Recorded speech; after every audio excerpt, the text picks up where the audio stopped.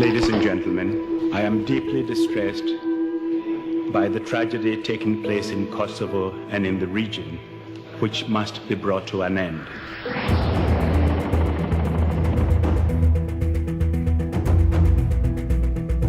Okay, so we're travelling up the main route up into Podievo. When I was here in 2000, 2001, this road was known as Route Snake. And then just up ahead in the gap in the hills there, that was the edge of our battle group area of operations. I joined the army in 1994. So I've done a tour in Bosnia, 2 tours here in Kosovo, a tour in Iraq, and then a tour in Afghanistan.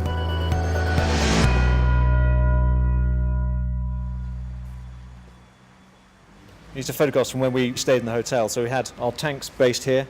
So there's a picture of our tank just outside your front door. Yeah, so this one was my room. Yeah, in here, yeah. You have any change? A little bit, yeah, a little bit of a change. There were about 4 of us in here, I think.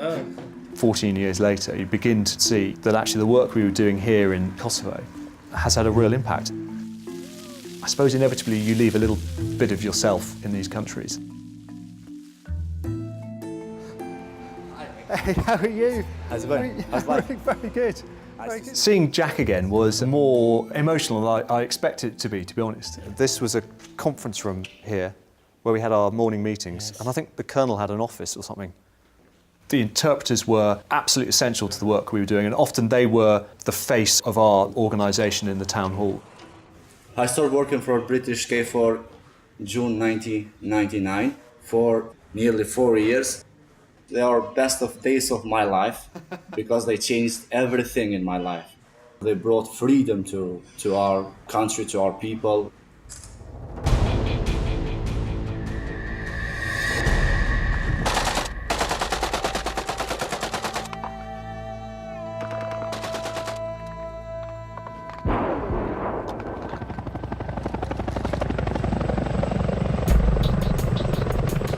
It was the roar of the first helicopters overhead that told them the signal had come.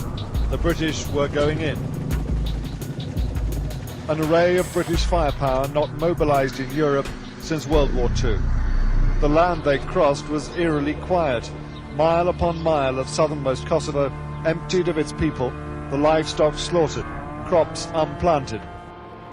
A lot of people were coming back to their homes, having fled the war in '99. To find the houses had been destroyed, businesses destroyed, their livelihoods ruined.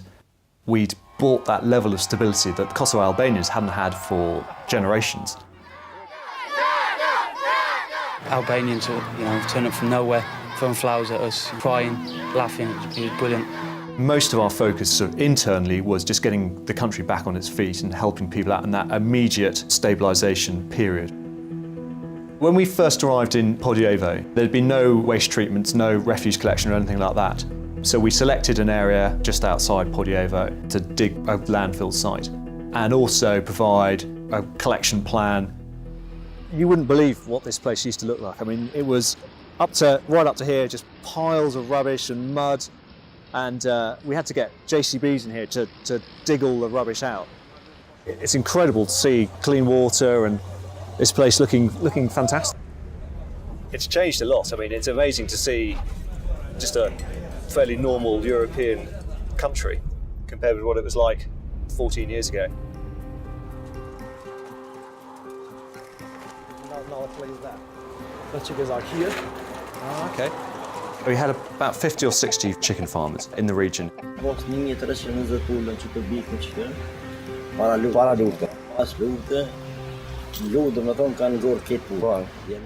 We established a project where we provided chickens, the feed, and also some help rebuilding barns.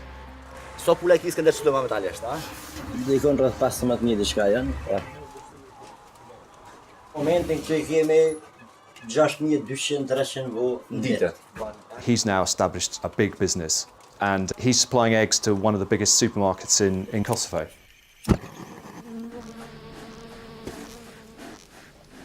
Kjo është ferma ime Bled. Okay. I kam 75 familje Bled. There's a lot of wildflower meadows up in Podievo, up in the hills. And so a lot of these farmers would have a number of beehives. me 2-3 vrushkujt tymi I timojmë këto. Mënyrë që mu qetësua bletët. A lot of the hives had been destroyed during the war. A lot of the technical equipment they needed had also been destroyed. So what we discussed with the Honey Farmers Collective was how we could make this a proper business. A lot of the project was providing the new hives and some protective gear as well, wasn't it? Before the war, a lot of it was just for personal family consumption, but then if they had some left over, they would go to the local market and sell it. The quality of the honey was absolutely fantastic.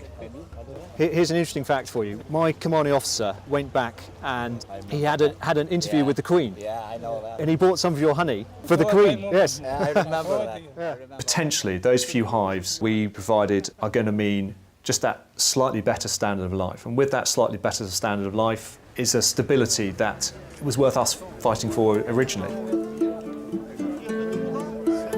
British K4, they gave me my life back. I think the Queen, she should be proud for their soldiers, because they done a lot.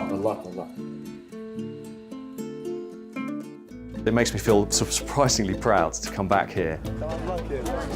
The sacrifices that we've made have allowed people to live a normal life where perhaps in Kosovo there was danger that this was going to turn into a genocide.